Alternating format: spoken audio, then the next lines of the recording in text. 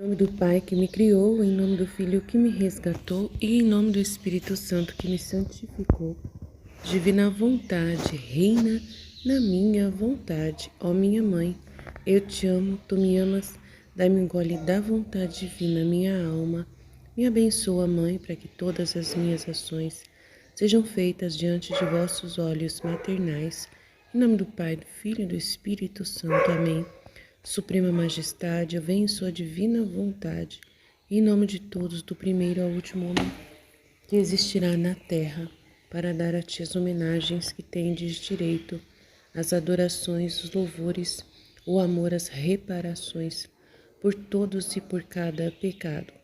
Venho, ó Senhor, na tua divina vontade, dou-te a minha vontade humana, por meio do imaculado coração de Maria, que possui todos os dons e os frutos da divina vontade. Dai-me então, Senhor, a tua divina vontade. Vem, ó divina vontade, nesta ação que estou a fazer e em todas as ações que eu farei durante este dia. Amém, Fiat. Vinde, ó Espírito Santo, vinde por meio da poderosa intercessão do Imaculado Coração de Maria, vossa amadíssima esposa e nossa Mãe. Amém. Vinde, ó Espírito Santo, vinde por meio da poderosa intercessão do Imaculado Coração de Maria, vossa amadíssima esposa e nossa Mãe. Amém. Vinde, ó Espírito Santo, vinde por meio da poderosa intercessão do Imaculado Coração de Maria, vossa amadíssima esposa e nossa Mãe. Amém. Continuação, parte 3, livro dos vícios, Tratado prático dos vícios e das virtudes, Virtudes e vícios de Maria Conceição Cabreira de Armida, beata do México, mística católica. Onde há humildade, também há sabedoria. Humildade da segunda família. Ele, Deus, olhou para a baixeza de sua escrava, conforme Lucas 1:48. Não faça nada por teimosia ou vanglória, mas com humildade, considerando cada um superior aos demais. Filipenses 2:3. E todos inspiram humildade uns nos outros, porque Deus resiste aos orgulhosos e dá graça aos humildes. 1 Pedro 5:5. Humildade. A humildade é o fundamento de todas as virtudes. É o sal, tempero e a vida delas. A terra onde são todas produzidas é a humildade. A água que as fecunda é a humildade, e o sol que as faz crescer e se reproduzir é a humildade. Sem humildade não pode haver obediência, pobreza, nem pureza, que não caia. Não estou habituado a dar estas joias a nenhuma alma, sem uma base sólida de humildade, mãe de todas elas. A obediência tem muitos graus, mas não há verdadeira obediência sem humildade. A pobreza também não é eficaz nem real sem humildade, muito menos sem uma humildade espiritual perfeita. E a pureza não se preserva, mas sem ela murcha e morre como uma estufa de humildade, que como uma planta delicada mantém sob seus cristais. A humildade é a vida de todo ato puro, de todo movimento santo da alma. Só sobre a humildade o Espírito Santo lança as pérolas de seus dons. Só sobre ela a pomba divina constrói e forma o seu ninho. Só com a humildade o Espírito Santo trabalha nas almas e não descansa, mas comunica-se continuamente com elas, até que conclua, possuindo-as. Onde não há humildade, eu também não estou. A pobreza e a obediência têm cor e aroma muito parecidos, que embalsamam tudo o que tocam e avaliam os atos da criatura, a um ponto que só eu conheço. Tem um cheiro divino. Ambos são muito amados pelo meu coração, e dele nasceram. A humildade é filha da palavra. Ela nasceu, por assim dizer, do ventre puríssimo de Maria, quando da encarnação e foi totalmente desenvolvido durante o curso da vida de Jesus. Maria, mais do que ninguém, recebeu os inestimáveis frutos da humildade. Junto com a virtude da humildade veio a pobreza e a obediência. Nasceu a humildade, produzindo ao mesmo tempo a obediência. Porque a obediência e a humilhação da palavra estavam num só ato. Um ato sublime para a redenção, que o homem não consegue compreender nem apreciar pelo seu justo valor. Os próprios céus ficaram atordoados com profunda admiração, adorando reverentemente os julgamentos ocultos do Todo-Poderoso. A onipotência foi usada para tão grande passo. Naquele momento sublime da oferta do Verbo para restituir a glória ao Pai eterno e salvar o pobre, naquele momento brotaram essas virtudes do Verbo feito carne. Por isso carregam dentro de si a propriedade que lhes comuniquei de salvar almas. Nenhum humilde, nenhum obediente se perde. E destas duas grandes virtudes, divinizadas pelo meu coração sedento de sofrer pelo homem e ensinar-lhe o caminho para o céu no portal de Belém. Ali me esperava esta virtude, que também adivinhei mais tarde. Vou praticando isso, e não separei de mim durante todo o meu tempo na terra. Meu coração não poderia estar separado destas três virtudes tão queridas. Eu te amo tanto que você ainda me acompanha constantemente nos altares, no sacramento do amor na Eucaristia. Ali mostro mais do que qualquer lugar essas virtudes, que me acompanharão até o fim dos séculos, enquanto houver uma alma para salvar e por quem sofrer humilde, obediente e pobre, encerrado na minha imensidão, no menor fragmento de uma hóstia consagrada. Este é o maior dos milagres da minha onipotência, que foi forçado pelo amor e só pelo amor. Docilidade. A docilidade é filha da humildade e irmã da diligência. É de extrema importância para a vida do espírito. O vasto campo que ela cobre é o da obediência cega, e eu a mantenho como favorita, muito perto de mim. É uma virtude muito cara ao meu coração, e é o fundamento das virtudes muito grandes e o destinatário de muitas graças. O Espírito Santo procura-a para comunicar as suas santas inspirações, porque esta virtude se presta então a ouvi-las e praticá-las. Sua armadilha é a direção espiritual imprudente. A alma dócil escala o céu sem compreendê-lo e sobe sem senti-lo. Esta é a virtude que se deixa fazer, e a alma que a possui um tesouro inestimável. O seu campo é muito extenso, quase infinito, na vida ordinária do espírito e mais ainda na extraordinária. Aí tem o seu desenvolvimento completo a sombra do Espírito Santo, na sua comunicação com a alma. Seu apoio é o conhecimento profundo do seu nada, sua força, seu próprio desprezo, sua missão, a santidade. Os inimigos que mais a perseguem são o orgulho, o amor próprio, a surdez espiritual nascida da preguiça. Modéstia. A modéstia é filha da pureza e da humildade, e a verdadeira modéstia não consiste apenas num exterior recolhido, mas muito especialmente tem a sua morada nas profundezas da alma que a possui. Do que está dentro brota naturalmente do exterior da criatura. Não é uma virtude que só os pequenos têm, ou por natureza baixa ou encolhida. Também não é uma virtude de olhos meticulosos, mas sim galante e bela, e embora na escuridão da sua ocultação. É uma virtude que se esconde especialmente nos corações puros. É uma virtude altíssima, que na verdade só as grandes almas carregam e que vale para mim.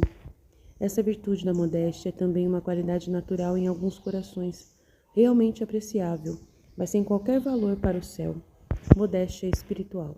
A modéstia sobrenatural é o que se chama de virtude, e essa modéstia atinge seu grau máximo na perfeição de uma alma, pois existe a modéstia espiritual perfeita que vai muito alto, apesar de caminhar sob a mais profunda ocultação. Essa santa modéstia está abrigada em corações desapegados da terra e de si mesmos, nos quais, além de pisarem e desprezarem toda a honra mundana, desprezam, pisam e renunciam totalmente a si mesmos. Nisto consiste a perfeita modéstia espiritual, não só no exterior humilde do que está dentro do coração, mas na ocultação interna de tudo o que pode atrair os menores elogios dos outros, cuidando também dos seus. Isso não acontece com o diretor, naturalmente, porque muito especialmente para ele deve ser a virtude da clareza da qual falarei. Quanto gosto de mim na alma, que possui verdadeiramente esta bendita virtude da modéstia sobrenatural, na alma que se esconde de todos os mistérios, nada que pudesse lhe atrair algum elogio, de tudo o que pudesse elevá-la. E esta virtude perfeita, nascida da humildade, vai ainda mais longe, vai no seu segundo grau obter altamente o desprezo dos outros e formar deles o seu alimento preferido e agradável. Este é o segundo grau da modéstia espiritual perfeita, a busca mais oculta do desprezo dos outros. Ó bela virtude que diviniza a alma que te possui! Essas virtudes ocultas, que só são perceptíveis para mim, vocês não podem imaginar como as recompenso.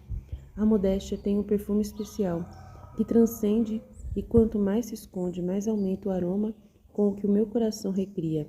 A modéstia fingida, ou a pantomina da modéstia, que geralmente corre pelo mundo, não tem perfume, porque é falsa. A hipocrisia é o manto com que se cobre. O apoio da verdadeira modéstia encontra-se no autodesprezo.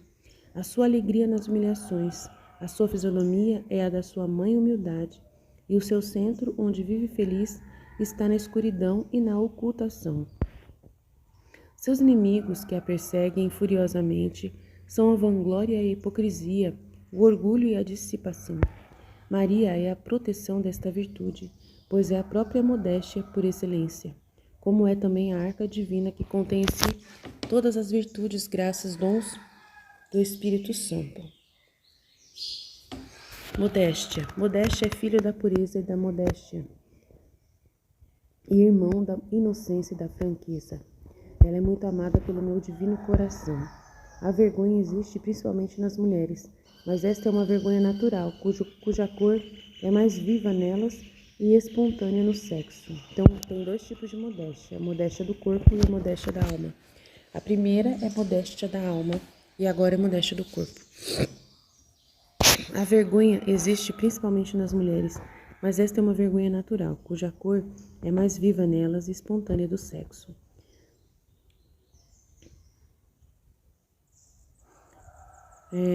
Tem o pudor natural, né, no falar, no vestir e tal. Peraí. Vou falar de outra modéstia que existe na alma, a modéstia sobrenatural, da qual se propriamente a virtude da modéstia. Modéstia espiritual. A modéstia da alma consiste num rubor vergonhoso causado pela santidade, que ela carrega dentro de si, isto é, a posse completa em mais ou menos escala de todas as virtudes, que é a mesma. E esta modéstia é o que atrai na alma os meus olhares de amorosa e terna complacência. Nesta modéstia espiritual na alma, uma santa vergonha que produz nela a modéstia mais profunda a humildade. A esta virtude sublime vem unir-se de tal maneira a alma que a possui, que o que é sobrenatural em muito passa a parecer como natural, devido ao novo ser que lhe comunicou esta mesma virtude. Somente o Espírito Santo dá e comunica este grau eminente e sublime das virtudes da modéstia e da humildade, que produzem a santa modéstia na alma, e apenas para almas muito seletas. Nunca me caseis, exceto com almas modestas, e você sabe o que são?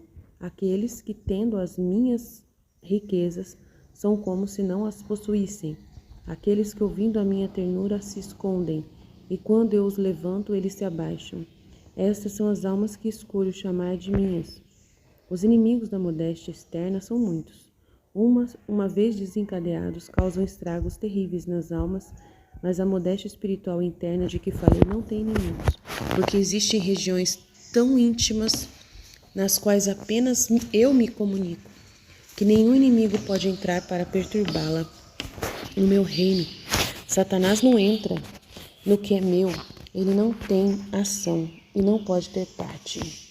A modéstia da alma pura também é sempre acompanhada pela presença divina, e ela é o seu centro, a sua vida e o seu envoltório, porque na modéstia da alma tudo é divino e a natureza não penetra aí. A alma com Deus e Deus com a alma, escolhida sem testemunhas, ela entra nas câmaras reais onde mora o noivo. Esta santa modéstia da alma fez Maria enrubescer na Anunciação. A vergonha de se ver tão pura e descoberta aos olhos do Altíssimo perturbou-a e teve alguns momentos de hesitação, nos quais prevaleceu a vergonha do divino. Estava cheia de graça, mas ao ouvir os ouvidos de sua alma, mais que do seu puríssimo corpo, a saudação do anjo, sofre, sentindo-se descoberta diante de seu Deus e Senhor.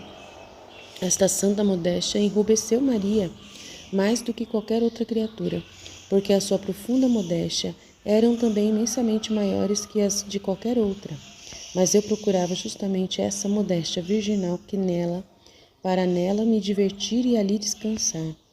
Depois que Maria, nas suas excelentes virtudes, se rendeu ao peso da bondade divina e se afundou cada vez mais na vergonhosa modéstia de sua incomparável humildade, mas superando nela apenas uma coisa, porque só esta deveria superar a santa modéstia da alma. Superando, digo, a vontade divina, que era para ela e deveria ser para qualquer alma que me ama, toda ela, confusa, respondeu: Aqui está a escrava do Senhor, faça-se em mim segundo a sua palavra. Alegro-me com a vergonha das almas puras. Alegro-me com as suas lutas e angústias. O meu olhar puríssimo a segue e persegue até os seios ocultos onde se escondem. Se soubesses o quanto amo essas torturas das virtudes, esses sublimes despojamentos do que é meu, da perfeita pobreza espiritual destas almas que chegam à vergonha vergonhosa das minhas graças e dos meus dons, porque é uma fruta muito escolhida no mundo, porque não vou te contar mais. Não vou te contar mais. Boa vontade. A boa vontade é uma graça que contém muitas virtudes. Traz consigo prontidão no sacrifício divino, abnegação, humildade,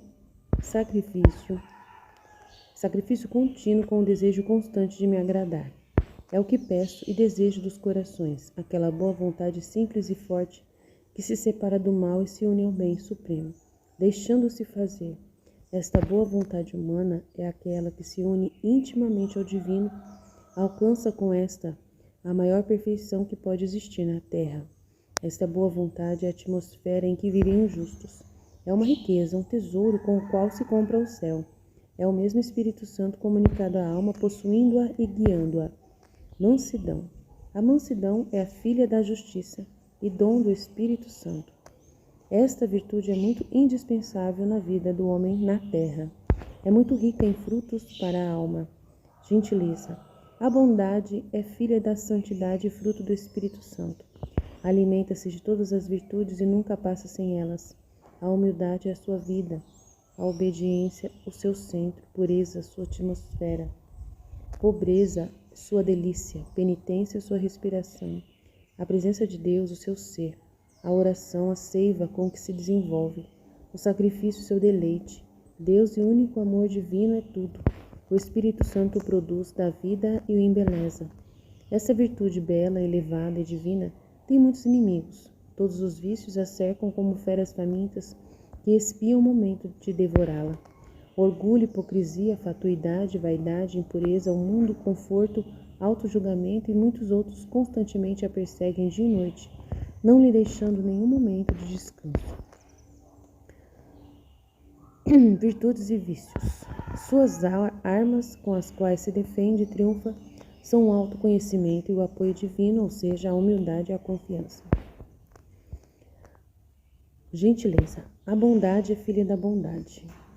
A gentileza é filha da bondade, beleza? A verdadeira bondade baseia-se na própria vitória, pois esta virtude da gentileza não se encontra apenas nas almas sem fel, pois só então é uma qualidade natural, nascida num temperamento pacífico, mas antes é uma virtude adquirida no sacrifício do autocontrole. Esta virtude alcança muitas conquistas e o campo que abrange é de muitas cores, ou seja, no tratamento diário de personagens diversos.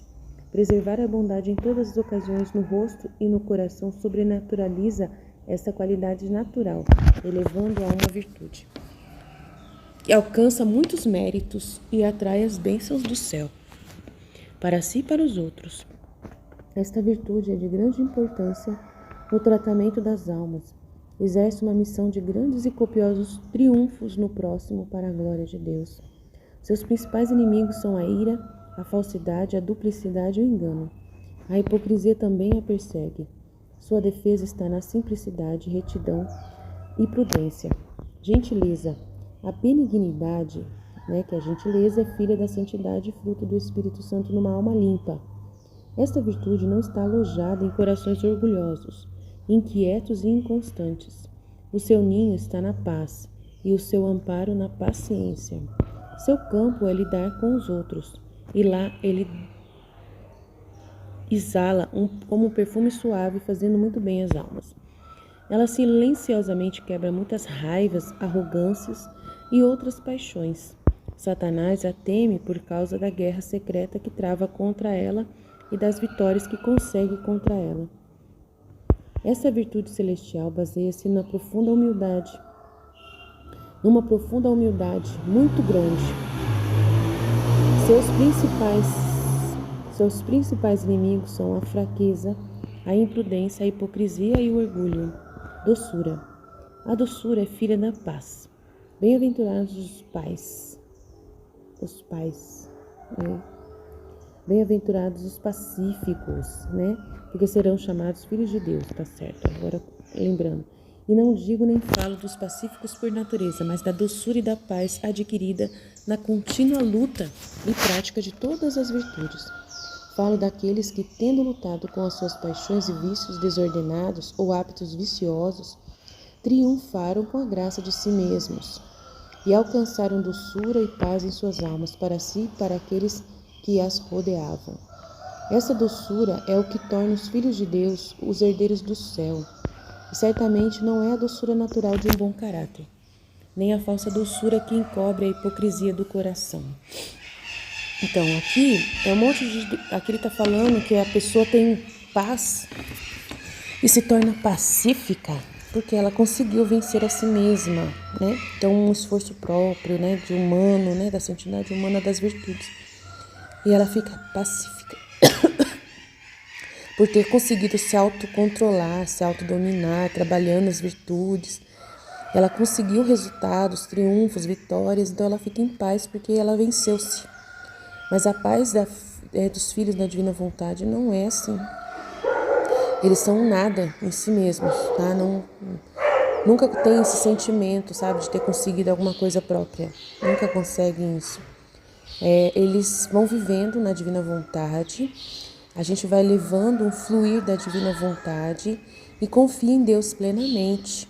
E aí a gente vai observando que nós temos essas virtudes, naturalmente, através de uma ação divina em nós. Pela ação da divina vontade, que nós adotamos a divina vontade, E a verdade também vai curando a gente. Então, é pela verdade, pela palavra divina dentro de nós, os escritos que nós lemos, que vai se produzindo em nós uma certeza absoluta do amor de Deus por nós, da soberania de Deus na terra, do triunfo total de Deus sobre todas as coisas. E à medida que você vai entendendo, a finalidade para a qual você foi criado, que é esse o principal objetivo de Deus, e que Ele quer isso para você, e você está alcançando com a ajuda dEle, aí você vai vendo que você está alcançando as virtudes naturalmente. Quando você vê que está conseguindo, traz uma paz absurda. Mas mesmo que você não esteja vendo você perfeita, assim, mais tranquila, mais mansa, mais doce, mais humilde e tal, mesmo que você não veja, você sente uma paz, uma paz muito poderosa que vem da divina vontade, por você ter, estar aceitando as coisas como elas acontecem, que é o principal da divina vontade, você aceitar a natureza natural das coisas, entender como ser resignado e aceitar a vontade de Deus em tudo que acontece ao redor de você. E aí, à medida que você aceita tudo que acontece, entende que tudo é vontade de Deus, pro bom, pro bem, pro não tão bom, qualquer situação que aconteça, você aceita a vontade de Deus, porque é a vontade de Deus, Porque Deus está no comando e tem um propósito para aquilo que está acontecendo. Então, quando você entende isso, uma paz toma conta naturalmente do seu coração, da sua alma, do seu espírito geral, Às vezes você não tem essa paz externamente, totalmente, mas uma paz interna, né? Que você conversa com você mesmo na oração, junto com Jesus, conversa com você mesmo. E aí você vai lembrando da palavra de Deus, que te certifica que tudo está no comando dele, de que ele está no comando, de que ele está cuidando de tudo, que a vitória sempre é dele no final, né? Que nada tem ação do mal, na verdade, tudo é ação do bem infinito. Que tudo que acontece é para o bem, pode ser o que for. A igreja está numa crise absurda, está terrível, horrível, muitas notícias horrorosas todos os dias, ataques, né, das pessoas que estão perseguindo a igreja nesse exato momento, que estão atentos a tudo que a igreja apronta, né? Não porque ela é inocente, muito pelo contrário, estão perseguindo porque ela é mesmo a causadora das perseguições desse momento, né? Então, quando você fica recebendo as notícias, as informações, as coisas que estão acontecendo na igreja, todos os triunfos do mal neste exato momento, temporários, né, que são triunfos temporários do inimigo, você fica nervoso, tal, mas você sabe que tudo tem um propósito. Aí você lembra da palavra de Deus, né, que Deus está fazendo uma purificação na terra, uma purificação na igreja, que é necessário acontecer toda essa realidade. Então você fica paz. Você vai assumindo uma paz cada vez maior, né? Mas tem pessoas que não conseguem ter essa paz, tá? Tem pessoas que elas ficam se debatendo no meio dessa crise e elas ficam, o prazer delas é ficar falando que as coisas estão ruins, porque elas acreditam, né? Elas pensam que as outras pessoas estão tranquilas, porque não estão como elas se debatendo, né? Igual tá acontecendo aqui na casa do tio da tia do meu marido, onde eu estou em Minas. O tio dele, casado com a tia, ele fica vendo esses conteúdos do Pedro Regis, fica vendo Anderson Reis, fica ouvindo padres que ficam falando de tudo que está acontecendo, né? Fica ouvindo muita coisa assim de ataques aos padres, muita coisa, reparando no que ele fica vendo o que é certo fazer na igreja e o que estão fazendo errado. Ele fica se debatendo o tempo todo. Ele não consegue ter paz nem por um minuto, referente ao que a igreja está sofrendo. E aí eu tentei conversar com ele, mas ele é irredutível. Ele acredita que se você se acalmar, você está concordando com o anticristo, né? Tipo assim, é como se você se acalmar, se você, né, se acalmar e se acalmar, entendeu? Para ele é impossível se acalmar. Ele não aceita, né, ficar em paz, entendeu? Na cabeça dele é impossível, não dá para ficar em paz. Numa situação onde a Eucaristia está sendo, né, com sacrilégio, as missas estão sendo horríveis, a comunhão está sendo na mão, as missas estão todas sendo, né, batendo palmas, todas as coisas né, que ele estuda que deveria ser do jeito perfeito, não é do jeito perfeito. Então ele vai nas igrejas e vê os erros litúrgicos toda hora, ele vê toda essa realidade, então ele fica até mesmo dizendo para si mesmo: eu não posso me acalmar, eu não posso ficar em paz, eu tenho que denunciar isso para toda hora, eu tenho que lembrar a todo mundo. E ele falou assim: eu queria ser como você, Irene, a esposa dele, que é tranquila. Ela, né, não é que ela é tranquila, é que, né, ela sabe que não tem que ficar chamando a atenção de ninguém, ela sabe que não tem o que fazer nesse exato momento, né? Então aí, quando ele vê que uma pessoa não pode fazer, fica nessa situação de saber que não tem que fazer, ele acha que não, tem que fazer alguma coisa, a gente tem que fazer alguma coisa, a gente tem que falar, a gente tem que pregar, tem que ficar atento, não podemos deixar de falar, não podemos. Então ele é desse jeito, ele não consegue se acalmar, ele não entende que o se acalmar é se autodominar, é o se autocontrolar, que ele conseguir ficar em paz no meio desse caos é a virtude. Ele não entende, ele entende que é o contrário. Ele entende que se debater é ficar fazendo virtude, é ser virtuoso, é ser santo, é se debater. É a pessoa que fica se debatendo no meio dessa situação. Ele não entende que o autocontrolar-se, o ficar em paz, é na verdade o autocontrole, é a virtude, entendeu? Ficar em paz no meio do caos é o autocontrole. Ele não entende que Jesus, naquele momento que todo mundo estava blasfemando contra ele, era muita gritaria, né, no caminho do Calvário, e Jesus ficava manso e humilde de coração, né, tranquilo, concentrado na finalidade das suas dores. Não estava preocupado com o que estavam ouvindo, falando dele, nas blasfêmias que a mãe dele estava ouvindo. Ele não ficava ali se debatendo por causa do que estava acontecendo. Ele ficou calminho, calminho, calminho, que isso é Jesus, né? No momento mais precioso dele, da vida dele, onde ele se amparou nas virtudes que ele tinha, porque ele se concentrava plenamente no objetivo de suas dores, né? Na conquista da redenção das almas.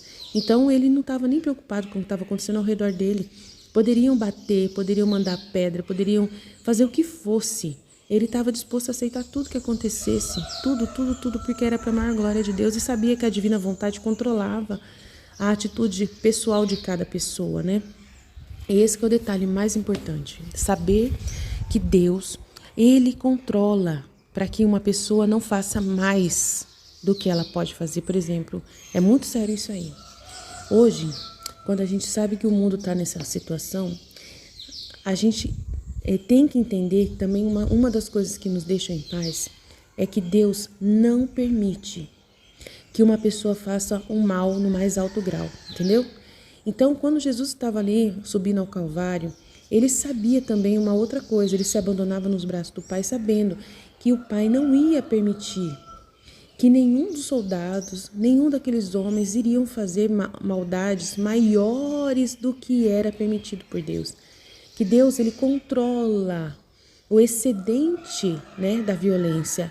Ele não permite que chegue num alto grau assim muito pesado, né, a ponto de escandalizar, assim, do homem ficar totalmente perdido de ver a sua essência. Deus, ele controla, né, porque ele sabe que se ele mostrar a verdadeira face, né, grotesca da violência humana, se ele permitir que o homem chegue no mais alto grau de violência perante aos outros, mostrando que ele vai se ver como demônio. E isso vai prejudicar muito a salvação dessa pessoa, porque ela, se vendo no espelho e vendo um demônio nela, ela talvez nunca, né, possa encarar a Deus para aceitar a salvação de sua alma. E Deus não tem essa intenção, né, de permitir isso. Então, ele muitas vezes, para salvar as almas, ele não permite que as almas se vejam como demônios plenamente, né? Elas sempre têm um pouco de bem ainda, alguma coisa do amor que elas têm, alguma coisa pela mãe, uma lembrança singela da sua infância, né? Elas ainda têm alguma empatia por algum tipo de pessoa. Então, claramente, né?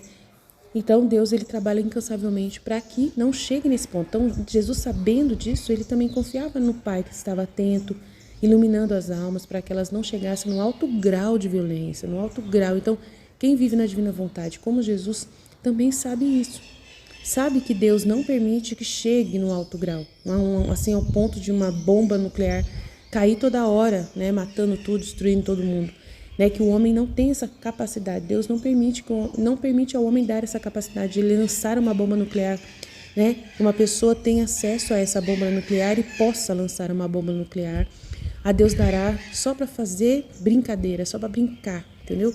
Tipo assim, é um exemplo. Então você vê que não acontece isso, de uma pessoa lançar uma bomba nuclear numa cidade de graça, assim, sem ter nenhum motivo, sem ter, né, só para brincar, só por maldade, porque se Deus permitir isso, né, vai ter algum propósito, com certeza, vai ter algum propósito se ele permitir, né? Se chegar uma notícia, caiu uma bomba nuclear na cidade de São Paulo, e aí foi descoberto que a pessoa era uma criança que apertou um botão e que, né, o pai que pediu para essa criança apertar o botão, porque o pai queria realmente matar todo mundo, e aí ele teve acesso, comprou uma bomba nuclear na internet, e aí lançou a bomba nuclear, deu para a criança apertar o botão, e a criança estava divertindo com a bomba nuclear, e caiu uma bomba nuclear no meio de São Paulo e matou, né, um monte de gente, e destruiu o ar daquele lugar, matou todas as criaturas que estavam lá, e blá blá blá, e destruiu tudo. Então você vê que não acontece essas coisas, poderia acontecer, porque bomba nuclear não falta nesse planeta, mas não acontece essas coisas. Então você vê, por que não acontece? Porque tem um basta. Deus, ele põe limites à ação do homem. Então Jesus, sabendo que Deus está no controle de tudo, ele fica pacífico, tranquilo. Não tem por que chorar, não tem por que se arrebentar, né? Se espernear. Não tem por que isso, entendeu? Então é mais ou menos isso, também é uma ideia aí que a gente tem que entender. Então esta doçura é o que torna os filhos de Deus herdeiros do céu. Certamente não é a doçura natural de um bom caráter, nem a falsa doçura que encobre a hipocrisia do coração, que há muitas no mundo e nos claustros, também naqueles que são chamados meus. Muito longe de tal vício está a doçura que traz consigo a paz do Espírito Santo, aquela paz abençoada que se alcança, se conserva e cresce na constante autoderrota, e que purificando os corações, tornando-os semelhantes ao Pai que está nos céus, tornando-os verdadeiros filhos de Deus. A verdadeira doçura não está nas palavras melosas e amorosas. Não. O mundo está enganado. E essa moeda falsa é a que está mais circulando no mundo e aparece à primeira vista. E ainda tem mais. Muita gente que usa esse caminho excessivamente nas suas relações com os outros, com o selo, não, com os outros, não com Deus, mas com o diabo, com uma arrogância dissimulada e traiçoeira. Essa falsa doçura causa muitos danos à vida do espírito, mais do que se acredita. A doçura justa e santa, repito, não é afetada nem procurada, mas é simples, plana, franca, natural e produzida no coração por sua mãe, a paz do Espírito Santo. A alma que possui esta paz do Espírito Santo é doce, sem saber ou procurar, santa e pacífica. A doçura brota sempre de um coração puro ou purificado, pois há uma grande diferença, embora seja perceptível, nestas duas palavras. Existe esta doçura nos corações sinceros, onde o próprio Deus colocou a paz. E existe também nos corações que lutaram com seus vícios e paixões, como são os de muitos santos que chegaram para adquiri-la como recompensa por suas vitórias internas. Esses dois tipos de doçura são meus, e você não deve confiar em outras doçuras se eles não tiverem esse selo sagrado, como já expliquei. A doçura é companheira do descanso e da serenidade, e eles nunca estão separados. Seu apoio é a justiça, e sua vida é própria expiração. Seu apoio é a justiça e sua vida é a própria expiação, acho que é expiação. O seu descanso, a clareza da consciência, seus principais inimigos, hipocrisia, duplicidade e próprio julgamento. Condescendência.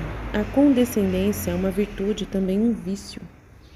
A condescendência que nasce da abnegação prudente é a virtude que tem por finalidade preservar ou dar a paz. Além de prudente, tem que ser oportuno para cumprir bem a sua missão e evitar males. Esta é uma virtude muito difícil de compreender e praticar, pois é exercida em declives e muito escorregadios. A sua vida é o seu próprio sacrifício, pois a condescendência quase sempre custa violência ao coração. Quanto ao espírito ou à vida interior, é ainda mais difícil, embora em muitos poucos casos possa e deva ser utilizado. Sua pedra de tropeço é o conforto, seu propósito é evitar males. Seu apoio é justiça. E seus principais inimigos, a fraqueza e a imprudência. Em certos casos, embora poucos, a condescendência é indispensável, noutros é tolerável, na maioria é perigosa. Então, condescendência, que é a virtude que eu estou falando agora, né? A balança em que estes casos devem ser pesados, devem ser nos pratos da prudência e da oportunidade. Mas os fiéis desta escala devem ser orantes. A condescendência que carrega em si essas características, que cruza primeiro estes caminhos, é segura e santa. É uma grande virtude, exercitei-a na minha passagem pela terra, e quantas vezes? Então, a condescendência, quero entender o que é isso, é uma virtude e também um vício. Interessante, né? Condescendência é uma virtude e também um vício. A condescendência que nasce da abnegação prudente. É você abrir mão, né? Você abre mão, você se nega para o bem, né? Prudentemente. Você deixa o outro fazer, né? Deixa o outro ir, né? É a virtude que tem por finalidade preservar ou dar a paz, né? Para você preservar ou dar a paz. Então, você é condescendente. Então, por exemplo, eu vou na missa, vejo os erros litúrgicos na missa, né? Para poder manter a paz, né? Para ser pacífico. Não porque eu concordo com os erros da igreja, Mas eu confio em Deus, sei que as profecias estão dizendo que esses tempos são de purificação, que muitos erros estão acontecendo, você vai ver eles e tal, mas você fica condescendente. E essa condescendência não é vício, é prudência, né, para manter a paz. Entendi. É uma autonegação. Então é isso que esse cara precisa ter, né? que ele precisa ter, né? É muito interessante. Além de prudente, tem que ser oportuno para cumprir bem a sua missão e evitar o mal. Então, você é condescendente em deixar lá o padre fazer as coisas erradas. Em deixar as coisas, né, da liturgia lá, que está fazendo a missa, está meio estranha, está meio errada, né? Tá na comunhão na mão. Então deixa. Você é condescendente a isso, prudentemente, para evitar, né, o mal, entendeu? É uma virtude muito difícil de compreender e praticar, pois é exercida em declives e muito escorregadios. A sua vida é o seu próprio sacrifício, pois a condescendência quase sempre custa violência ao coração. A pessoa fica querendo falar, padre, não pode fazer isso, padre, não faça isso, é errado. Crianças, não façam isso, é errado, né?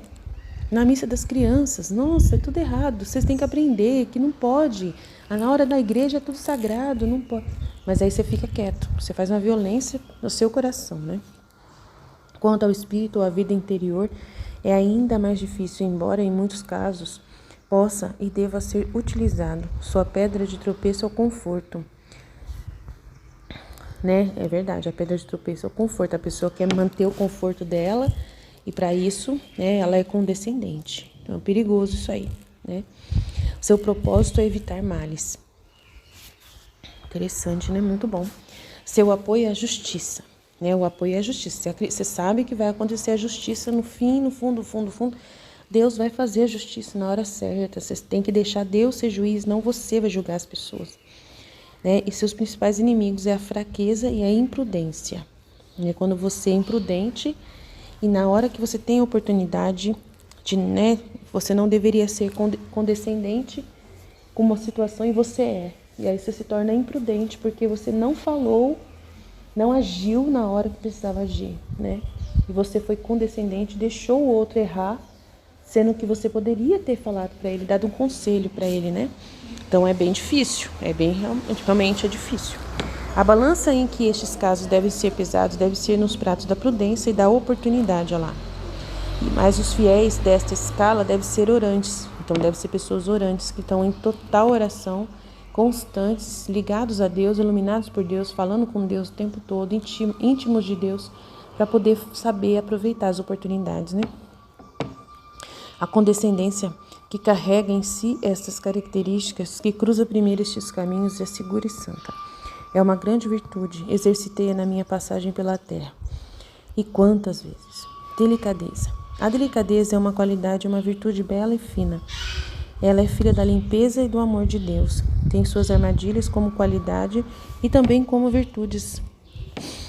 A pedra de tropeço da delicadeza, como qualidade, é o amor próprio. E a pedra de tropeço da virtude consiste nos escrúpulos. Ambos têm consequências fatais. Então, a pessoa é delicada. Delicada é uma virtude de delicadeza, né? E é filha de limpeza e do amor de Deus. Entendi, tudo a ver mesmo. Tem suas armadilhas, né? E como qualidade também como virtude. A pedra de tropeço da delicadeza, como qualidade, é o amor próprio. Então, a pessoa, ela é delicada por amor próprio, né? Porque quer ser vista como uma pessoa delicada. Aí tem um amor próprio que a faz ser delicada para, né, para poder conseguir a atração dos olhares, por ser delicada, né? Tipo assim. E a pedra de tropeço da virtude consiste nos escrúpulos. Então, se ela tem escrúpulos, aí ela luta contra si mesma e não permite ser delicada, porque ela fala assim, eu não devo ser delicada porque eu sou incapaz. Eu sou incapaz de fazer as coisas direito. Eu sou né, tô sempre em pecado, tô sempre, né, tipo assim, escrúpulo. Eu sou, né, um pecador. Então, eu sou bruto em mim mesmo, né? Então, tipo assim, então eu não vou exercer a delicadeza, porque se eu exercer a delicadeza, né, eu vou estar sendo falso, tipo assim, vou estar sendo falso, e eu não posso ser falso, porque eu, no fundo, através dos escrúpulos, né, eu digo pra mim mesmo, sou pecador, e um pecador é bruto, um pecador, né, é sujo, um pecador, né, não é assim delicado, não sei, alguma coisa assim, eu acho que é isso, né, eu não sei tudo, né, gente. Tô tentando aqui refletir sobre isso. Delicadeza espiritual. A delicadeza espiritual é como uma pureza, como a pureza na alma, que faz com que o menor pó de qualquer culpa machuque a consciência. Olha lá, tem a ver com o escrúpulo, mesmo sem chegar ao pecado. Então, a delicadeza espiritual é como a pureza na alma, que faz com que o menor pó de qualquer culpa machuque a consciência, mesmo sem chegar ao pecado. É uma virtude muito útil e eficaz para manter limpa e pura a alma aos olhos de Deus. Esta iguaria traz consigo a luz divina para conhecer e odiar as faltas, e é um dom especial do Espírito Santo com o qual concede almas favorecidas. Então eu entendi errado. Então, os escrúpulos, mas o escrúpulo é vício, né? A pessoa tem a delicadeza numa quantidade que ajude ela a odiar faltas, a odiar fazer coisas erradas. Então ela mantém a delicadeza, tipo, a delicadeza, né, com as pessoas, a delicadeza consigo mesma, entendi, agora entendi, consigo mesma, a delicadeza consigo mesma, de não se maltratar, né, de não se maltratar, né, tipo assim, né, de não se ficar vendo, né, se vendo sempre como uma pessoa má, né, ser delicada consigo mesma, né, não ficar se vendo como uma pessoa má, sempre má, desconfiada de si mesma. Eu vou ficar desconfiada de mim mesma, né, eu não vou ficar muito delicada comigo não, porque eu sou um monstro, então eu não posso ficar, eu tenho que tomar muito cuidado com, né, de ficar tendo delicadeza comigo, porque eu posso estar passando a mão na minha cabeça. Tipo assim, né? Uma coisa. Eu acho que é isso. Esta iguaria não consegue conservar nem mesmo admitir sem pesar a menor mancha na alma. Quão grande e quão útil para o espírito é esta virtude angelical e abençoada. A delicadeza faz a alma sentir a dor do pecado em grau extraordinário. Interessante isso, né? A dor do pecado. Permite, ou não sei, agora eu não entendi. Por que a delicadeza tem a ver com isso? Com a dor do pecado. Não entendi. Sinceramente, eu tô sendo honesta, eu não entendi. Por que a delicadeza tem a ver com a dor do pecado? Faz sentir a dor do pecado em grau extraordinário. Não consigo entender. Porque faz tempo que eu não mexo com isso, essa coisa de pecado, de culpa. Então é por isso, eu acho que eu tenho dificuldade por causa disso. Faz muito tempo que eu não mexo com essas coisas de pecado e dor de culpa e tal, blá blá blá. Daí eu não exerço muito essa virtude. Talvez, não sei. Eu acho que é o perdoar-se, né? Delicadeza não é o se perdoar a si mesmo. Aí você, como você tem que perdoar a si mesmo, tem uma delicadeza. E se você tiver um pecado, você não vai perdoar a si mesmo, entendi? Você vai ser honesto, humilde, sincero, né? Reto de intenção e vai lidar com você mesmo interiormente, vendo, né, o que está de errado, se tiver culpa, né? Então é isso, eu acho que é isso que quer dizer. Essa dor interior é uma dor interior, uma delicadeza espiritual, uma dor interior. Este medo de ter desagradado a Deus transforma-se em dor sobrenatural. Ela não só sofre por ficar manchada, ela sofre ainda por acreditar que ela mesma ofendeu seu Deus e Senhor. Essa dor mata e não descansa até que a contrição tenha efeito completo, o que na realidade ela já experimenta. A delicadeza é companheira da contrição, porque cede na alma pura através do amor a Deus. É graça singular do Espírito Santo. A alma delicada não peca, e a alma que não peca é salva. Quando lhe falta, então ela se arrepende. Eu não sei como ver essa delicadeza. Ai, Jesus, me ajuda, Senhor. Me ajuda aqui. Eu tô entendendo, mas ao mesmo tempo eu não consigo ver isso como delicadeza. Eu acho que eu queria dar outro nome para isso. Não consigo ver delicadeza delicado. Ser uma coisa delicada. Não consigo. Eu acho que eu tenho uma ideia de delicada como uma flor delicada, né? Não sei. A alma delicada não peca. Eu não consigo imaginar isso. Sinceramente, eu sou honesta. O Senhor vai me ajudar. E a alma que não peca é salva. Quando lhe falta, então ela se arrepende, se humilha e lamenta seu pecado ou falta. E, aliás, o amor próprio não prevalece nela quando ela se vê feia e manchada. Mas o amor do Deus Puríssimo é sempre o seu norte. E por isso ela sofre e por sua infidelidade morre de tristeza ao considerar a infinita bondade de Deus. Muitas graças e méritos alcançam esta virtude da delicadeza para a alma feliz que a carrega consigo. Seus inimigos são o mundo, a vaidade e os escrúpulos. Seus únicos apoios são a humildade e a pureza. Tá vendo? Tá certo. Agora eu entendi a humildade.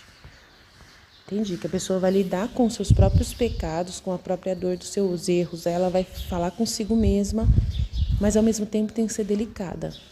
É isso? Tá bom. Vícios opostos às virtudes da humildade. Vamos ver o que é vício. O vício é terrível, né? Quem trabalha com os seus não habitará no meio da minha casa. Salmo 100. Onde há orgulho, também haverá desonra. Provérbios 14:3. O orgulho é abominável para Deus e para os homens. O começo de todo pecado é orgulho. Quem o tiver será amaldiçoado e no final isso o transformará. Orgulho. Quão sozinho está Jesus no meio dos homens. Quanta fumaça e quanta palha. A maior parte consiste em vãs externalidades e orgulho crescente. Vejo claramente este maldito vício do orgulho reinando no mundo, na igreja. Quero dizer, nos seus ministros, nas religiões, nas famílias, nas almas que têm fama de santas. Misericórdia. Este orgulho mais ou menos refinado e espiritual se espalha e vejo que ele se apresenta muito sutilmente, infelizmente, mesmo onde menos se acreditava. Esse é o sal com que se tempera o reino das almas, né, pecadoras. Que infortúnio, meu Deus, e que estrago isso causa, mesmo sem perceber. É um veneno oculto que mata a alma, se o antídoto da humildade não for aplicado a tempo. É o vício rei, o vício capital que arrasta todos os vícios e mergulha todas as almas no inferno. Tantas almas no inferno, né? Não parece exagero dizer que em muitas pessoas a maior parte das suas palavras, das suas ações e mesmo das suas devoções e obras piedosas carregam este falso selo que as torna inúteis para o céu, e isto mesmo dado o caso de serem não entraga o pecado. Tem umas palavras aqui que eu não consigo entender, né? Aí eu leio, mas... O orgulho é filha de Satanás, nascida do seu próprio ser. É a mãe geral de todos os vícios. Ela os engendra, todos, e os carrega em seu ventre. Todos carregam o germe de Satanás e a fisionomia e semelhança de seu pai. Do orgulho deriva, como causa natural, toda a desordem nas operações da alma, e até as mesmas desordens materiais. Ela envenena os atos do espírito e é a principal destruidora de toda virtude e toda santidade.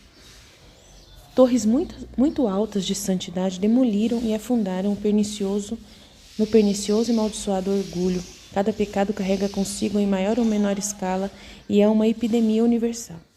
Ela entra e se infiltra nos mais secretos do coração, no canto mais secreto do coração do homem, e como uma sereia enganosa, com malícia infernal, o embala para dormir com o manto da hipocrisia e da falsa piedade. Há muito disso no mundo, e é terrível e assustador o despertar dessas pobres almas, tão vilmente seduzidas e enganadas pelo orgulho, quando já não tem remédio na eternidade. Há muitos tipos de orgulho e é uma moeda de muitos selos. Quase não existe alma que não o carregue consigo em maior ou menor escala, e de uma cor ou de outra esconde-se nas dobras mais escondidas do coração, e de tal maneira que, exceto pela esplendorosa luz da graça, nunca seria descoberta. Quase na maioria dos atos da vida ele é encontrado, se com esta luz o espírito ele é procurado. Ele se adapta, direi, com todos os estados, personagens e posições. Por um lado aparece com o grande e por outro com o pequeno, com os pobres e com os ricos, com os maus e com os bons, com os espirituais e com os mundanos. Tome o orgulho como companheiro inseparável da impureza, do rancor, da vingança, da inveja, da raiva, do ciúme, da hipocrisia, do orgulho, da obstinação e de muitos outros, em maior ou menor escala, ou mais ou menos sobrepostos, mas estes vícios formam principalmente a sua corte. Tem outros vícios também horríveis, embora de segunda ordem, que como satélites o seguem continuamente sem nunca se separarem dele. Fofoca, respeito humano, amor próprio, vanglória, duplicidade, engano, mentira, egoísmo, presunção, astúcia, falsidade, afeto e tantos outros compõem esse segundo quadro em que mora o orgulho.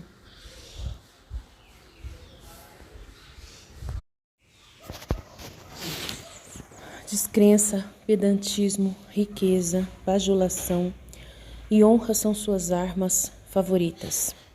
E o orgulho tem também milhares de outras que sabe manejar com destreza admirável.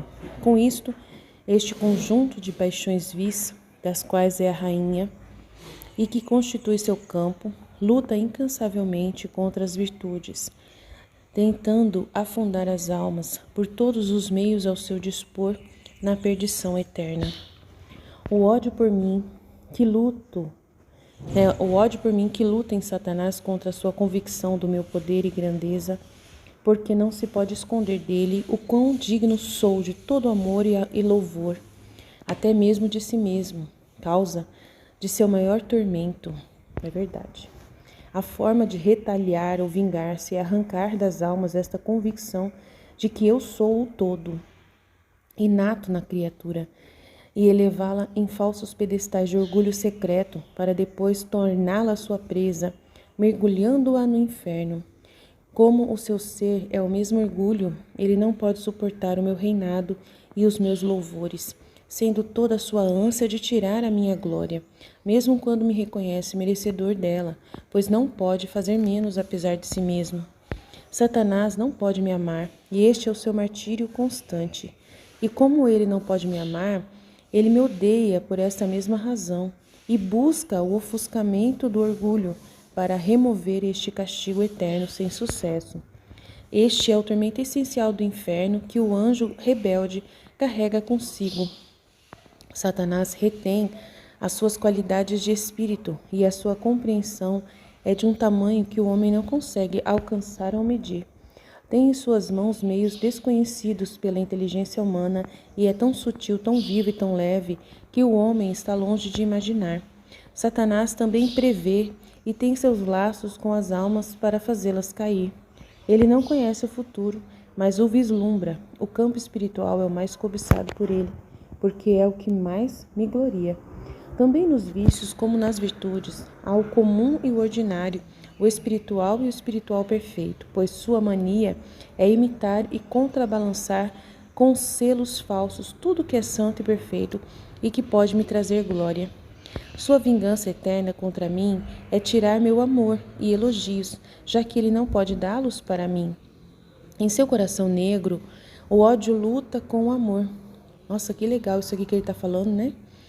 Para a gente entender Satanás, muito interessante, orgulho, entender o orgulho de Satanás e também entender o orgulho de nós quando somos, possíveis Satanáses, Porque nós podemos ser possíveis Satanáses, se a gente ficar nesse orgulho, como Satanás ficou. Em seu orgulho negro, em seu coração negro, o ódio luta com o amor. E quanto a este último, ele fechou todas as fontes nele. Tá vendo? Ele fechou todas as fontes do amor. Meu Deus, que homem, Que bicho feio, que anjo louco, maluco. A vingança contra mim o devora. E tudo o que deveria ser amor o concentra novamente no ódio e no ódio. Credo. Tudo que foi criado, tudo que saiu das mãos divinas, da onipotência infinita, tende à gratidão, ao amor e ao louvor ao Criador. E Satanás, mais do que ninguém, compreende isso, sabe, né? E experimenta em si mesmo essa necessidade inescapável. Então, o Satanás, ele sente e ele luta contra o que ele sabe, ele luta contra a verdade.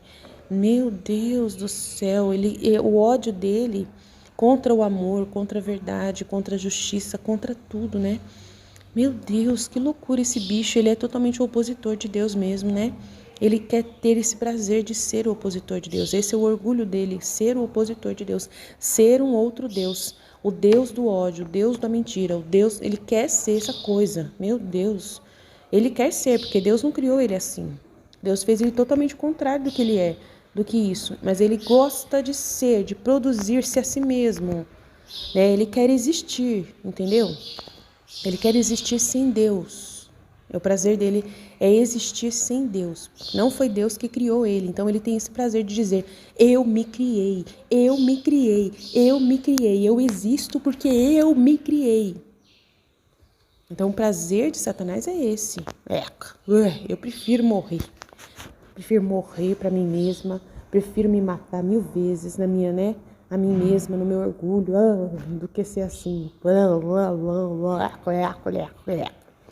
É doente. Isso é doente. Doente. Prefiro ser criatura, 1000 vezes criatura do Senhor Deus do Universo. Um verminho de nada, pisada por Deus, quantas vezes ele quiser, me dar beijinho, pisar, qualquer coisa que ele quiser fazer, ele pode fazer, desde que ele seja o tudo poderoso, sempre o mesmo de sempre, o mais lindo, o mais perfeito, o mais puro, o mais santo, o mais digno de amor, de louvor, de bom, de tudo. Eu tenho um prazer de me ajoelhar diante de Deus e dizer para ele: lindo, santo, 1000 vezes santo, lindo, maravilhoso, te amo, 1000 vezes te amo demais, eu te adoro, eu te venero, eu te agradeço, eu te louvo, eu tenho prazer de dizer isso, é um prazer para mim, uma alegria para mim. Agora o demônio é besta, perdido. Tudo que foi criado, tudo que saiu das mãos divinas, da onipotência infinita, tende à gratidão, ao amor e ao louvor ao Criador. E Satanás, mais do que ninguém, compreende isso e experimenta em si mesmo essa necessidade inescapável. Nossa! Mas à medida que lhe são colhidos elogios, gratidão e amor, ele grita e se desespera, credo e eco, e comunica essa dor a todos os infernos e aos condenados, credo. Como que alguém pode querer ser condenado e morar com um cara desse? Ai, que horror! Ai, que horror! E desta forma, porém, todos me dão glória ao seu peso, porque a essência do seu desespero é exatamente isso. Todos dão glória a Deus ao seu peso, né? Mesmo esses condenados e dos infernos, lá os demônios, eles dão glória para Deus, mesmo assim, porque a essência do seu desespero é exatamente isso que impede a sua inclinação natural de tender a mim, para quem foram criados. Este tormento é o que constitui o inferno em sua forma especial, nos quais as almas são queimadas agora já e as almas com corpos depois eternamente. E isso não é injustiça, porque em Deus não pode haver nem sombra disso, da injustiça. Este tormento eterno é a glória da justiça ultrajada e o castigo do orgulho. Ver-se-á o orgulho é grande, que foi o que fez a onipotência infinita criar o inferno para puni-lo devidamente. E por mais que eu ame a humildade, que é muito da mesma forma, odeio o orgulho em todas as suas fases. E nada me atinge tanto quanto o orgulho. É uma peste tão repugnante para mim, que então deixo o campo da alma em que ele reside e me retiro. Ela entra por uma porta da alma e eu saio por outra. Tá vendo? Onde tem orgulho, Jesus não está presente. Só o pó. Tá louco. Meu Deus, Senhor, toma conta das almas. Senhor, liberta, cura do orgulho. Senhor, te amo. Te amo tanto e quero que todas amem você. Desejo tanto que todas te amem, Senhor. Desejo que todas vivam na divina vontade. Te amem, te adorem, te dão tudo, te deem tudo. Te dei todo o louvor, a honra, a glória, toda a felicidade, todo o prazer, né, que elas tenham de te amar, Senhor. Ai, meu Pai. Orgulho espiritual. Há um orgulho claro, como para ela esta palavra pode ser aplicada. que é o menos prejudicial e mais fácil de remover. É o orgulho espiritual, que é o veneno das religiões e da sua destruição. E quantos danos causa, quantas almas engana e precipita na ruína sem mal saber. Mas o mais prejudicial, aquele que ocultamente rói os corações, aquele que mata e ainda assim passa despercebido na maior parte, é o orgulho espiritual perfeito. Como o chamaremos? Porque é tão fino e delicado, além de venenoso. E este é o que só reina nas almas que se chamam minhas. Aí está escondido nas dobras mais escondidas do entendimento, da memória e da vontade. Não se sabe se não for procurado com a luz divina, tão disfarçado está. Geralmente as almas que têm o seu ninho passam por santos aos olhos do mundo. Eles próprios não percebem que carreguem esse orgulho espiritual dentro de si. E mesmo quando se veem descobertos por uma graça muito especial, duvidam. Ficam perturbados, rejeitam tais calúnias. Em sua opinião, mesmo quando não a manifestam dessa forma. Olha, interessante. E justamente aqueles que sofrem assim dão a si mesmos o sinal de que existe a ferida que sangra. Ai, meu Deus do céu, que legal.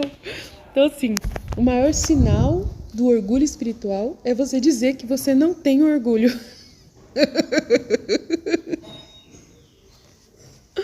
Que engraçado, não tem como eu rir. Ai, meu Deus do céu. Levará muito tempo para que essas almas convencidas de seu erro e não tenham outra escolha senão a uma vida profunda e sólida de humilhações, até que retornem para tomar o caminho verdadeiro e comum pelo qual serão conduzidos a outras moradas reais e verdadeiras que só podem ser alcançados pelo caminho da humildade sólida. Os perigos do orgulho são sempre temíveis se uma graça especial e dom do Espírito Santo não envolver e defender as almas. Na falsa vida extraordinária, ela reina como senhora do início ao fim. Na vida verdadeiramente extraordinária, ela às vezes pode entrar e ser derrotada, pode enganar disfarçando-se por um tempo, mas mais ou menos depois será descoberta e fugida. Na extraordinária vida interna e perfeita, na qual o Espírito Santo tem sua sede, se a alma for fiel, como carrega dentro de si um presente seu inimigo mortal, a humildade não tem entrada, mas trava e é sempre rejeitada. Mas esta é uma graça muito especial que o Espírito Santo concede a muito poucas almas, portanto não se deve confiar nem descansar na luta contra esse inimigo capital que infecta com seu hálito impuro os atos da alma e toda a vida da criatura. Então, na divina vontade, a gente é um nada. E quando nós somos um nada, né, nós somos nós assumimos que a qualquer hora nós podemos ser orgulhosos. Nós assumimos que a qualquer hora nós podemos ser bondosos, que a qualquer hora nós podemos ser, né, de acordo com a vontade de Deus, entendeu? De acordo com a vontade de Deus. Então, o nada é um nada. Deus pode criar nesse nada o que Ele quiser. Então, a alma que é um nada, ela não fica assim se debatendo, dizendo que ela é humilde, se debatendo, dizendo que ela é pobre de espírito, se debatendo, dizendo que ela não tem virtude nenhuma. Então, o filho da divina vontade, ele não briga por causa de virtude, porque ele sabe que ele é um nada. Então, ele pode, pela vontade de Deus, se quiser mostrar para ele que ele é orgulhoso, Deus mostra. Daí só o pó, entendeu? Na divina vontade, você é o que Deus quer. E se Deus achar que dizer para você que você é orgulhosa vai te ajudar a morrer para esse orgulho, né? Para fazer a vontade de Deus. E se ele falar assim, Aline, você ainda tem gula. Olha, fica esperta, você ainda tem gula, Aline. Entendeu? Então, se Deus quiser falar para mim que eu tenho gula, para o meu bem, para que eu possa, né, correr atrás de corrigir esse meu erro, eu vou fazer para poder ser agradável a Deus e dar a glória a Ele. Então, é isso que é o filho da divina vontade. É uma pessoa que é um nada. Então, ela é conforme a vontade de Deus deseja que ela seja. Se ela permanecer sempre um nada, ela vai ser sempre a presença de Deus constante. Mas se ela, né, mostrar alguma afeição, algum gosto por alguma coisa, se ela mostrar algum vício, Deus vai vir e vai mostrar para ela, ó, você está com vício.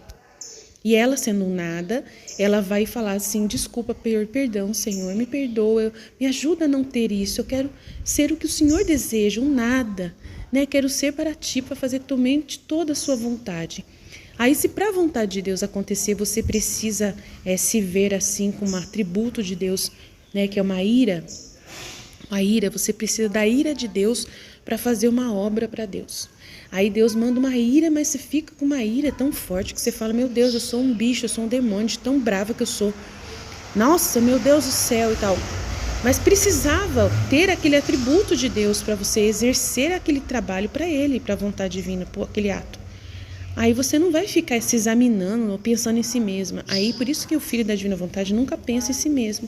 Porque se ele pensar em si mesmo, ele vai achar os vícios nele, ele vai achar que a virtude da ira, né, o atributo da ira que Deus colocou nele é um vício. Daí vai colocar pecado em Deus. Já pensou você colocar pecado em Deus? Então o filho da divina vontade é um nada e não pode pensar nunca em si mesmo. Nunca, nunca, nunca, nunca, nunca, nunca. E nem virtude nenhuma, né? Esta é uma graça muito especial que o Espírito Santo concede a muitas poucas almas, portanto não se deve confiar nem descansar na luta contra esse inimigo capital que infecta com seu hálito impuro os atos da alma e toda a vida da criatura. É necessário dar o alerta para a vida interior. A maioria das almas já adormecidas entre as redes finas do orgulho espiritual e do espiritual perfeito passam a vida descansando calmamente sobre os louros. O que é louros? Sem escrutinar o que está sob eles. A serpente infernal que os embala para dormir formam ao seu redor uma atmosfera de autossatisfação muito interna e nenhum vento é capaz de soprá-los. Afasta-os, tira-os daquele ar suave e embalsamado que eles respiram. Eles adquirem o hábito das práticas externas de humildade e acreditam que com eles estão a salvo do orgulho, quando nesta mesma cauda serpentina aparece esse maldito vício. Uau! Interessante. Nossa, é o orgulho espiritual. Formam hábitos de penitência, de mortificações comuns e até privadas, que cumprindo assim o entendem as suas regras e até mesmo de Deus, deixam-lhes a paz do cumprimento e até da generosidade, por cuja mente interior lambem os seus lábios a exibir sua maneira de agir. Ai, que nojo! Muito secretamente chega a essas almas o sentimento de sua grandeza, de que valem mais que os outros, de que são os favoritos de Deus e eca. E mesmo quando perecem, rejeitam esses pensamentos como tentações, deixam-lhes uma alegria especial de dúvida saborosa que os entretém e os faz felizes, mas isso lá no fundo, sem que o ar sequer os atinja e os distorça. Pobres almas esperançosas, o que eles acreditam ser tentações são aromas que fluem do próprio incenso que está dentro deles. Essas almas examinam-se e acham-se santas aos seus próprios olhos, Ieca, mesmo quando se autodenominam pecadoras. Ieca, que nojo, credo, hipocrisia. Não encontram realmente aos seus olhos desnorteados nada que possa fazê-los descer do trono em que se apoiam. Nossa, que nojo. As faltas e os pecados estão longe deles. Que nojo, nossa. E não sabem que uma linha os separa de cair neles. E não sabem que justamente o diabo faz neles a sua colheita de outra forma, colocando-os num pedestal e fazendo-os adorar-se muito secretamente. Oh, meu Deus, que nojo. Quanto disso está nas religiões, né, nos religiosos. Eca. A dor vem para destruir o orgulho. A cruz, e só a cruz com a sua ação divina afasta Satanás e destrói suas maquinações. Ela sabe dar consolo e doçura enganosa. Ele sabe dar consolo e doçura enganosa, que carrega veneno no mel. As almas insuspeitadas e superficiais. A solidez está no sacrifício vivo, na destruição do velho, na prática sólida das virtudes morais. A cruz desmascara o orgulho em todas as suas faces. Graças a Deus, cruz. Venha, cruz, venha, cruz, venha, cruz. A dor impulsiona grandemente a vida espiritual, desobstrui falsos caminhos extraordinários tão cheios de méis e de luz satânica. Crendo-os, Padre. E há muito nas religiões do mundo e da cruz. E a cruz é adiada e quase ninguém dá um passo a ser pregado nela. Ninguém quer ser pregado na cruz. As religiões afundam, os religiosos afundam porque lhes falta a cruz. O conforto foi feito para reinar e é necessário, pelo contrário, que a dor ocupe seu lugar. É tempo das almas acordarem e viverem na cruz e para a glória de Deus. A cruz, a dor, vem destruir o orgulho. Estas são armas que o derrotam e chegam a matá-lo nas almas. Estes são os que o diabo mais teme, porque são mortais para os vícios. Feliz a alma que abraça a cruz e a ela se apega. Será coberto para sua defesa pelo melhor escudo contra o orgulho e seus asseclas. E será abençoado com a abundância de dons e graças do Espírito Santo. A raiva. A raiva é filha de Satanás e carrega consigo o orgulho mais refinado. A raiva é uma paixão cega, que em suas manifestações desenfreadas ofusca a razão e a multidão. Este horrível vício da ira é sempre veemente e confuso. Longe disso, certamente está a paz do Espírito Santo e o descanso, a serenidade, a prudência, a justiça, o autocontrole, a humildade e uma série de outras virtudes. Na alma irada habita Satanás, e a ira, repito, vem diretamente do foco de arrogância e orgulho que ele é. E esse vício acarreta o ardor vivo e venenoso da vingança. A raiva é uma paixão ardente que incendeia o coração, despertando os poderes da alma e envenenando suas ações. A raiva é fruto da sensualidade e do deleite, e toda alma que vive à vontade leva isso consigo. A penitência e a mortificação, isto é, a automutilação, e dominam até extinguem na alma essa maldita paixão que traz tantos e grandes males à pobre criatura. Eles não imaginam os terríveis pecados e os crimes, as sensações que são registradas causadas pela paixão dominante, da raiva. Uma alma possuidora de uma paixão tão tremenda é capaz de perpetuar as ações mais horríveis, cegada pela grossa bandagem de fúria que esse vício traz consigo.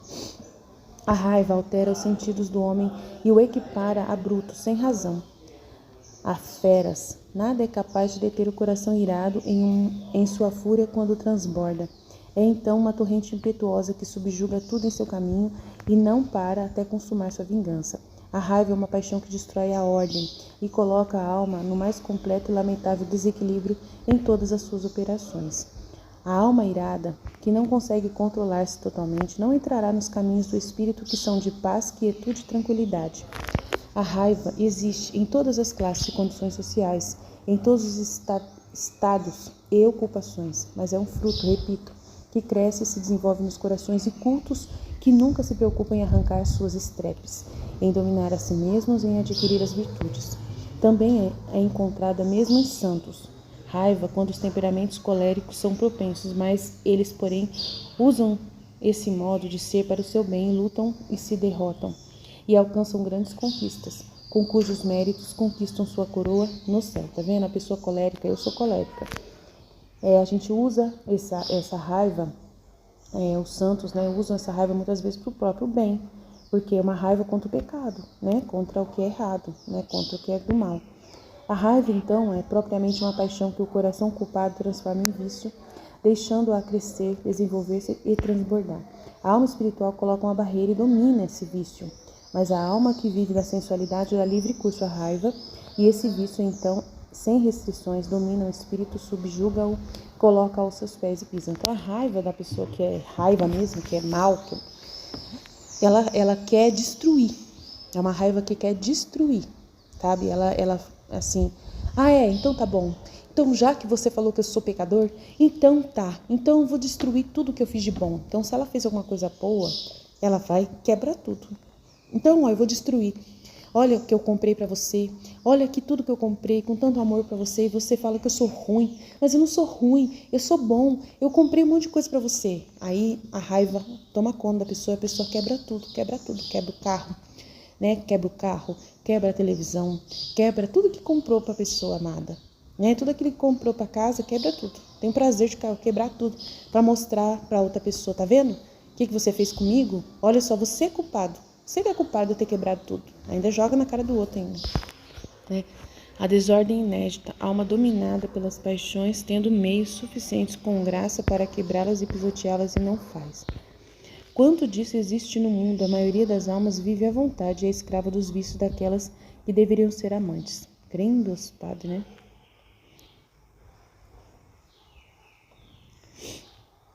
E onde tanto mal da sensualidade, de falta da crucificação, do abandono total da cruz, A raiva sempre procura alguém para machucar. E se não consegue por meio de ações, a palavra, junto com o murmúrio, ajuda muito, já que o murmúrio é o braço direito da raiva. A ira comum e comum dos mundanos já é visível e eu já expliquei isso o suficiente. A raiva espiritual também existe e consiste numa reprovação secreta da alma contra mim mesmo, num fingimento interno da paciência, mas amassado com a paixão da raiva, querendo não o que lhes determino e os magoo, mas a realização dos seus próprios desejos e vontades. Esta ira está sobreposta com a camada da mais fina hipocrisia, mas eu a conheço e a defino. E a alma que a carrega consigo às vezes a vê claramente e outras vezes não a sabe. É tão secreta, mas se traduz num desconforto interior de tristeza e profundo remorso que esta paixão lhe proporciona. A ira espiritual perfeita consiste numa tristeza muito interior que excita a alma, irritando-a muito delicadamente contra a vontade divina. Credo. O orgulho mais delicado e horror e envolvente está aqui, fazendo a alma pensar que é credora daquilo que não lhe dou, e com isso sente voltar-se contra mim. Ah, entendi, ela tem uma ira porque ela não recebeu o dom de Deus, né? Não recebeu o dom de Deus pela vontade divina que não deu para ela alguma coisa. Então a ira espiritual perfeita consiste numa tristeza muito interior que excita a alma que não recebeu o dom que ela pediu de Deus. Ela pediu para Deus dar para ela um dom, né? E ela não recebe esse dom, né? O dom de falar bonito, o dom de se expressar, o dom de ler na missa, o dom de cantar, não sei o que, alguma coisa assim. Aí ela fica brava com a divina vontade. O orgulho mais delicado e envolvente está aqui, fazendo a alma pensar que é credora daquilo que não lhe dou, né? Que ela é credora, né? Credora, eu tô devendo para ela, tipo assim. E com isso sente voltar-se contra mim, desafiando a minha justiça até certo ponto. Mas tudo isso com 1000 camadas, resignação astuciosamente fingida, colocado no espírito pelo próprio Satanás. Então tem que tomar muito cuidado, pessoas que estão procurando a vida na divina vontade e ficam observando o próximo, né? Ficam com inveja do outro, querem mesmo que o outro conseguiu alcançar, né? E o outro não está exibindo-se, né? Muitas vezes as pessoas podem pensar que eu me exibo, que eu sou uma exibicionista, né? Falando que eu sou filha da divina vontade e tal. Aí aquela pessoa vendo essa exibição de dons, de luzes, blá, blá, blá, pode sentir uma inveja, que é boa, né? Aos olhos de Deus é uma inveja boa. Mas para viver na divina vontade, você tem que ser um nada. Então você tem que querer a vontade de Deus. E você tem que entender que a vontade de Deus é o que Ele achar melhor para você. Se Ele ainda vê em você inveja, mesmo que seja uma inveja santa, desejando as luzes, ser portadora de grandes luzes, se Ele vê que você está querendo viver na divina vontade, Ele ama isso, Ele quer isso. Mas você pode sentir dentro de você uma ira espiritual, guardada, de tristeza, esperando quando Deus vai dar. E enquanto você estiver nessa expectativa, você nunca vai receber. Entendeu? Você nunca vai receber os dons de Deus. Porque você está numa expectativa, numa tristeza constante, numa amargura constante. Isso aí eu já vi em almas que vivem na divina vontade. Não, em pessoas que querem viver na vontade divina e que ainda não vivem por causa dessa tristeza que elas cultivam dentro delas. E aí elas têm que, né, despejar isso de dentro delas, por si próprias. Elas têm que dar um jeito de fazer uma escolha de desejar ser um nada que Deus precisa. Não pode querer ser alguma coisa, tem que ser um nada, entendeu? Não pode querer ser igual a outra pessoa, não pode achar que vai ser igual, não pode. Isso não é assim, a divina vontade não faz pessoas iguais umas às outras, né? O dom de Deus naturalmente vai ser dado àquele que estuda, né? Aquele que se doa. Então aquele que doa recebe, né? Quem doa para Deus recebe. Aquele que doa não está olhando para os lados, só está trabalhando incansavelmente. Não fica olhando, não fica reparando. Está dando e doando-se eternamente, constantemente. Está querendo receber, claro, está se alimentando, né, das verdades, das luzes, né? Fica vendo que o outro está, né, desenvolvendo, mas está vendo o exibicionismo, vamos dizer, do outro, porque ele está doando para essa pessoa. É uma exibição, uma exposição de dons, de luzes, que não é para machucar, mas é para fazer você aprender. Para fazer você aprender mais rápido, né? Para te dar mais rápido a capacitação, né? De como você depois ampliar esse conhecimento no seu estudo. Na hora que você for ler o livro do céu, você vai entender com mais propriedade e vai poder exercer, trazer mais elementos, né? Ampliar-se né? nos escritos, né? E no conhecimento e poder falar disso com mais propriedade, porque você tem certeza de que você já entendeu, né? Alguém te ajudou a entender. Então, a pessoa como eu, por exemplo, que faço a exposição, estou te ajudando a entender os escritos. Se você sozinho não consegue entender, eu estou te ajudando a entender. E você pode, né, deitar em cima desse trabalho, dessa doação recebida da irmã, né, da sua irmã, e aproveitar e fazer mais, e falar mais, né, entender mais, ampliar-se, né, se abandonar nesse conhecimento e desenvolver mais conhecimento, né, abrir-se a mais luzes, a elucidar melhor esses mistérios, dar mais exemplos, né, mais parábolas, né, em cima disso, porque você tem tempo para isso, tem como fazer crescer essas luzes, né, numa amplitude muito grande. Mas aí Jesus vê que tem pessoas que não conseguem porque ficam paralisadas, se paralisam por causa de ficarem nessa tristeza constante dentro de si. Espero que o orvalho benéfico seja produzido para curar muitas dessas pessoas aqui. Aquela alma que carrega consigo, então, essa ira espiritual, né, perfeita, ela sente uma coceira interna e muito oculta contra Deus. No sentido de que eu disse, mas Satanás, mesmo nisso mesmo, em que em si é mau e deve ser rejeitado com atos de pura resignação e santo abandono, mesmo nisso, eu digo, reveste-se de grande virtude, apresentando que é essa ira espiritual como uma fome louvável e sede de perfeição. Aqui você tem um espírito maligno descoberto, colocando a perfeita ira espiritual nas almas boas, perturbando-as muito internamente e manchando-as com toda a repugnância do seu veneno infernal. Geralmente ele usa o demônio da perfeita ira espiritual, nas orações de secura, aridez e rejeição, e até o exerce no campo da desolação e do desamparo. Os remédios contra a raiva comum, um vício que odeio tanto quanto sou capaz de odiar, porque está em total oposição à mansidão e doçura do meu coração. Está em exercer o autocontrole com todo o seu séquito de moralidade e virtudes. Moralidade. Está também na paciência e na humildade, que deveriam ser principalmente as grandes alavancas que o ajudam a derrubar. As virtudes, guerreiras da firmeza, da energia e da constância, também têm um vasto campo para se colocarem em jogo aqui. A raiva espiritual cura-se com o desprezo de si mesmo, baseado numa humildade muito profunda, sólida e verdadeira, reconhecendo como grande o menor dom ou graça recebida e considerando a alma indigna de maiores favores. A ira espiritual perfeita encontrará o seu remédio no abandono total e completo à vontade divina, morrendo a alma para si mesma, para os seus gostos e desejos, sacrificando-se inteiramente a mim com todos os seus sentidos e poderes, querendo apenas o que eu quero dar. Tá vendo? Querendo apenas o que Jesus quer dar. Isso é muito importante. Dar ou não dar com a santa e perfeita indiferença de uma alma pura crucificada por puro amor. As almas que o fizerem serão felizes e Satanás terá dificuldade em apoderar-se delas. Com essas armas poderosas, ele é derrotado e executado. Ele nunca poderá ir além das trincheiras da humildade e da cruz. Desconfiança. A desconfiança é o pecado que mais odeio. Verdade, Jesus odeia demais. Que mais me ofende e que dificilmente perdoo. É verdade, Jesus sofre demais com isso. A desconfiança é sinal de reprovação. Nela está envolvido o coração impuro. Aí você vê assim, Jesus falando que dificilmente perdoa. Como assim que Jesus não perdoa uma coisa? É complicado explicar, né? Que Jesus também não perdoa certas coisas, né? Porque tem coisas que a alma desenvolve que Jesus nunca mais volta para oferecer para elas os dons, as propriedades dele para ela, né? Por causa de não perdoar, justamente porque ela fica insistindo na burrice, né?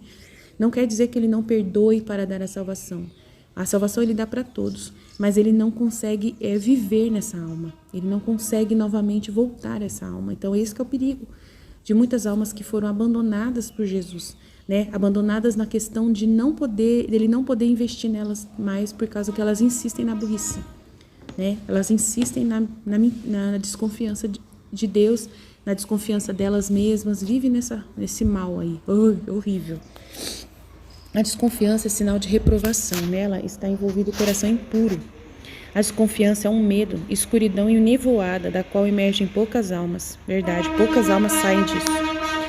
A menos que uma graça muito única e poderosa lhes devolva a luz. A desconfiança e a graça poderosa que devolve a luz vem do próprio Pai, o Pai das luzes, o Pai, Deus poderoso. Só Deus que devolve, que dá graças muito poderosas para a alma. É o Pai que decide, o Criador mesmo, Pai, que é uma pessoa distinta entre o Pai, Filho e Espírito Santo, tem as suas particularidades. Então Jesus, ele respeita o que o Pai respeita. E Jesus vive, reinando em cima do que o Pai permite, entendeu? Então é isso, tem que entender. A desconfiança é sinal da reprovação, nela está envolvido o coração impuro. A desconfiança é um medo, escuridão e nevoada, é horrível esse negócio, da qual emergem poucas almas. Então poucas almas saem da desconfiança, a menos que uma graça muito única e poderosa do Pai lhes devolva a luz. A desconfiança, não mais como pecado, mas como simples defeito na vida espiritual, detém as graças do céu. E à medida que o primeiro cresce, o último retrocede. Se essa desconfiança é extremamente perigosa na vida do pecador, não é o menos, embora numa escala diferente na vida espiritual. Você quer cortar a fonte das graças? Tenha cuidado. Não há veneno mais mortal para a alma do que a desconfiança. Ela é a filha de Satanás e irmã do orgulho, do qual é inseparável. Na alma em que há desconfiança, não reside em afirmar que também há orgulho. Então a Luísa, ela tinha tanto orgulho, soberba e desconfiança. Jesus sempre está batendo na tecla desses 3 elementos para acabar com isso. E Jesus escolheu a pessoa perfeita, porque são elementos terríveis que tem uma alma que vive na vontade divina. A primeira filhinha da divina vontade tinha essas coisas, e ele bateu com a bigorna, e ela deixava-se, graças a Deus, ela se deixava conduzir por Deus, graças a Deus, Muitos dos males internos do espírito reconhecem esta causa, passam como virtudes em camadas de humildade que não passam de horríveis vícios. O pecador que desconfia joga lama na misericórdia de Deus, verdade, e esse pecado não é perdoado, verdade. É o pecado contra o Espírito Santo, que não é perdoado. Ouçam bem, todos se perdoam, mas este não. Tá vendo? Este pecado é contra o Espírito Santo. Como se lançasse o desafio contra o bem infinito, e com tal crime o pecador fecha as portas do perdão, as portas do céu. Aí acontece, o Judas Iscariotes. O Judas Iscariotes, ele teve a desconfiança. O infeliz pecador que desconfia despreza o sangue do seu Senhor e não admite o seu imenso e valor infinito. Vive pecando contra a esperança e não pode ser salvo. A desconfiança, então, é sinal mais seguro da impenitência final. Então, é a pessoa que se desespera da salvação, como Judas Iscariotes, Suscetibilidade. A suscetibilidade é filha do orgulho e da delicadeza. Satanás o introduz muito finamente nas almas para depois lançá-las, através dela, em outros vícios. A suscetibilidade é a rainha do amor próprio, e a imaginação tem a missão de alimentá-la, desenvolvê-la e dar-lhe 1000 formas no seu crescimento. Nas almas sensuais, este vício odioso reina e faz estragos neles. Toda alma arrogante é suscetível. Não se pode tocar nos cabelos de suas roupas, direi, sem estremecer e clamar ao céu. Não importa quão delicadamente as fibras desta alma sejam tocadas, elas então ressoam em um rugido retumbante, assustando todos aqueles ao seu redor. Nossa, é o amor próprio. A suscetibilidade é rainha do amor próprio. E a imaginação tem a missão de alimentá-la. Meu Deus, essa é uma coisa horrível esse negócio. Toda alma arrogante é suscetível. Suscetível, o que é? Ela acolhe as coisas que as pessoas trazem, isso? Não pode tocar nos cabelos de suas roupas, direi, sem estremecer e clamar ao céu. Não importa quão delicadamente as fibras desta alma sejam tocadas, elas então ressoam em um rugido retumbante, assustando todos aqueles ao seu redor. São almas que têm eco, mas um eco de amor próprio muito sensível que reverbera a grande distância e por muito tempo. O orgulho mais refinado é a sede da suscetibilidade, e este consiste numa dor interior que fere a alma só por imaginar esquecida e desprezada. Nossa, é a pessoa que não aceita ser desprezada e esquecida. Meu Deus, graças a Deus. Jesus protege nós dessas coisas, porque nós somos muito vítimas disso. O Filho da Divina Vontade é muito desprezado, meu Deus. é muito esquecido. As preferências são a principal causa da suscetibilidade, e quando a imaginação, fazendo o seu trabalho, o fere com a adaga afiada do amor próprio e do desprezo ou esquecimento dos outros, a alma infeliz que o carrega consigo salta como um louco, deixando-se levar interna e até externamente pelas paixões avassaladoras da raiva, da vingança, do ódio e do ressentimento. É verdade. Tanto que os psicopatas, eles são formados muitas vezes por esse mal, por esse vício. Milhares e milhares de pecados derivam de todas essas feras, muitas vezes indomadas, com as quais meu coração se ofende diariamente. Toda a humildade e mansidão. A suscetibilidade é uma faísca elétrica que acende instantaneamente o coração com o fogo de 1000 paixões culpadas, cada uma mais dominante. Quantos pecados são cometidos por este maldito vício da suscetibilidade?